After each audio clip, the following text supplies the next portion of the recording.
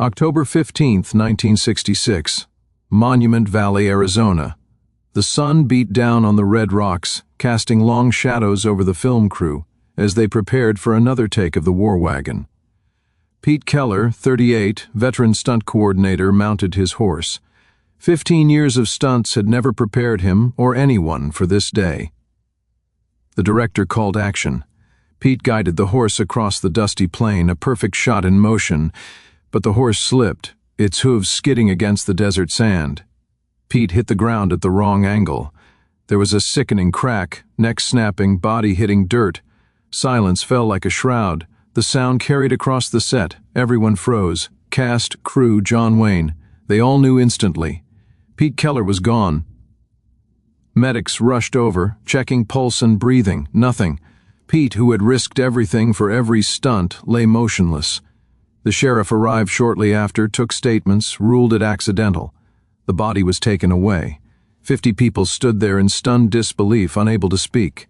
The desert wind whispered through the canyon, carrying the weight of a life lost. Wayne stood 20 feet away, hands trembling despite the stone expression on his face. He had seen broken bones, burns, concussions, but never this. A man had died performing the work Wayne himself once did, a man risking everything so the star could pretend to be a cowboy. Pete Keller had died being someone else. Later, the crew returned to the hotel in Mexican Hat, Utah. The motel rooms were quiet, conversations avoided. Nobody knew what to say. A man had died on set. And for what? So Hollywood could keep filming a $3 million picture. The reality sank in. This was the cost of a stuntman's life. Back in Los Angeles, Linda Keller sat at her kitchen table, her 3 children playing quietly in the next room with a neighbor. It had been 6 hours since the phone call. Her husband, Pete, was gone. 38 years old, father of 3, a man who had risked everything for every stunt, dead, lying in the desert while she was left to figure out how to live without him. A knock on the door shattered the silence. Linda opened it to find a junior studio lawyer, suit pressed, tie straight, clipboard in hand. He smiled politely, handed her a folder, and began to speak. Mrs. Keller, Universal Pictures extends its deepest condolences. Pete was a valued member of our team. We'd like to offer a settlement. Linda's eyes scanned the page. $5,000. $5,000. For a husband who had risked life and limb for 15 years, for the man who had just died so John Wayne could pretend to be a cowboy, $5,000 felt like a slap in the face. The lawyer's voice droned on. This is a generous offer, Mrs. Keller. Pete knew the risks. This is standard procedure. Sign here and you'll have the check in 2 weeks. He stood, ready to leave. Linda stared at the number, her hands trembling. The mortgage, the bills, the children, they needed money, yes. But accepting this felt like declaring that Pete's life was worth less than a new car. Goodwill? That word echoed in her mind like an insult. She wanted to scream, to throw the papers across the room, but she didn't. She sat there, frozen, staring at the sum that somehow claimed to measure a life, a husband, a father. In that quiet kitchen, grief collided with injustice, and the weight of the world pressed down on her shoulders. That night, in his hotel room in Mexican Hat, Utah, John Wayne couldn't sleep. The desert air was cool against his face, but his mind burned with images of Pete Keller. He had seen injuries before, broken bones, burns, even concussions, but never death. Not on his set. Not because of a stunt meant to make him look like a cowboy. Wayne stared at the ceiling, thinking about Pete, about the sound of the neck snapping across the desert, the chaos that followed, and most of all, the widow and 3 children left behind. He had 7 kids of his own, all different, all his, and he couldn't imagine what it would feel like if someone offered a fraction of what was owed for their father's life. At 6 a.m., the phone rang. It was the unit production manager, calm and businesslike. Duke, the studio's offer for Mrs. Keller, $5,000. Wayne paused, holding the receiver. $5,000. His jaw tightened. He thought about the man who had died in the dirt that day, about all the years of stunts, the risks, the sweat, the broken bones that went unnoticed, and now the sum that measured a life felt like a joke. He hung up, sat on the edge of the bed, hands gripping his knees.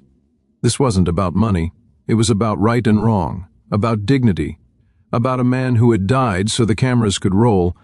Pete Keller had died being John Wayne, and that meant the responsibility landed on him whether he liked it or not. Wayne picked up the phone, calling his business manager. "How much cash can I access today?" he asked. He didn't want to wait for the studio. He wasn't asking permission. He was taking action. John Wayne didn't wait for the studio to do what was right. He accessed his personal funds, counting every dollar, every check he could write immediately.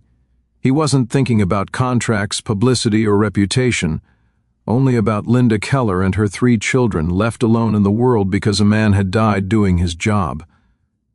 By mid-morning, Wayne had made a decision. He would go to Linda himself, not as a celebrity, not as a star, but as a man who understood responsibility. He dressed quietly, pulled on his boots, and drove the dusty roads toward her home. Each mile weighed on him. He thought of Pete's life, the danger of stunts, the fragility of a human body in the wrong moment. As he neared her house, Wayne rehearsed his words in his head. There would be no paperwork first, no legal talk. He would meet her, see her pain, acknowledge it, and then act. Because Pete's death wasn't just a statistic. It was a life lost, a family shattered, and a debt the studio couldn't comprehend. He parked outside the modest home. The morning sun fell across the yard, illuminating the porch where Linda would soon open the door. Wayne's chest tightened. He thought of his own children, of what it would feel like if someone told them their father was worth $5,000. The thought fueled his resolve. When Linda opened the door, she saw the unmistakable figure of John Wayne. Recognition flickered in her eyes, but confusion quickly followed. Why was he here? She had no idea what was coming. Wayne simply nodded, tipped his hat slightly, and said, "Mrs. Keller, I need to talk to you about Pete." There was no fanfare, no dramatics, just the quiet, steady resolve of a man who knew he had to make things right. Linda Keller stepped aside, allowing John Wayne to enter. Her eyes were red from crying, her hands trembling as she closed the door. She led him to the same kitchen table where the studio lawyer had sat just 2 days earlier, papers spread across it like a mockery of grief. Wayne didn't sit immediately. He looked around the room, taking in the worn furniture, the scattered toys, the quiet fear of a widow who had just lost her husband. Then he pulled out a chair and sat down, meeting Linda's gaze. "I'm sorry about Pete," he said quietly. "He was a good man. He didn't deserve this." Linda could barely speak. Words failed her. She only nodded, clutching her hands in her lap. The memory of the $5,000 offer was still fresh, a sharp sting that made her chest tighten. Wayne reached into his jacket and placed an envelope on the table. "This is from me," he said, $50,000, for you and your children." Linda stared, stunned. I can't accept this," she whispered. "Yes, you can," Wayne replied firmly. "Pete died making my movie. He died because I couldn't do my own stunts anymore. That makes it my responsibility. The least I can do is take care of the family he left behind." Then he handed her a business card. On it was the direct number of the studio head. "I'm calling them today," Wayne said. $500 a month for life, college funds for all 3 kids, full tuition wherever they want to go, and if they don't agree, I walk off every picture I owe them. Linda's tears fell freely. Relief, disbelief, gratitude, all tangled together. Someone had seen her pain, understood it, and was acting, not because they had to, but because it was right. For the first time in days, hope entered the room, quiet but unstoppable, like a desert wind that finally carried warmth. That afternoon, John Wayne picked up the phone and dialed the studio head. He didn't yell. He didn't threaten. He spoke calmly, but every word carried the weight of a man who knew what was re. "Pete Keller died making a Universal picture," Wayne said. "He left behind a widow and 3 kids. The studio offered $5,000. That's not acceptable." On the other end, the studio head tried to explain. Liability, insurance, standard practice. Wayne cut him off. "I don't care about standard practice. I care about right and wrong. Pete died working for you. His family deserves more than a handshake and a deadline." He laid it out clearly, $500 a month for the widow for life, college funds for all 3 children, full tuition at any school they choose, no exceptions, no delays. And he made it clear, If the studio refused, he would walk off every picture he owed them. Every single one. The studio head went silent, calculating the potential fallout. Losing John Wayne, Universal's biggest star, would cost far more than the lifetime stipend for one widow. Finally, he spoke. "Fine. We'll do it. We'll make it official, contract, legal, so it can't be undone." Wayne hung up the phone, leaning back in his chair. Nothing could bring Pete Keller back. Nothing could erase the sound of the fatal accident in the desert or the grief etched into Linda's face. But at least the family would be secure. At least the studio couldn't pretend Pete didn't matter. He sat quietly for a moment, thinking about the difference between wealth and humanity, between rules and morality. One man had died. One widow had been insulted. One star had chosen to act, not because he had to, but because it was the only way to honor a life taken too soon. Linda Keller received her first stipend check 6 weeks later, $500 like clockwork. It covered most of the mortgage, enough to keep her family afloat while she figured out life without Pete. Wayne's personal check for $50,000 had taken care of immediate needs: food, clothes, bills. For the first time since that October day in 1966, Linda felt a sliver of security. She worked part-time at a grocery store, raising her 3 children alone. Every month, when the check arrived, it was a reminder that someone had fought for her family when she had no fight left. She never took it for granted. She never forgot that John Wayne, a man she had never known personally, had seen her pain and acted with courage and compassion. Over the years, the children grew. The eldest became a teacher, the middle child an engineer, the youngest a doctor. College funds were fully covered, as Wayne had promised, ensuring each child could pursue their dreams without financial burden. The stipend continued for 37 years, maintaining dignity and stability for the family. Linda never remarried. Pete had been her person, and she raised the children in his memory. Every check was a tangible connection to a man she had never met, but who had made sure they didn't suffer in the aftermath of tragedy. Through this, the family learned the value of integrity, courage, and humanity.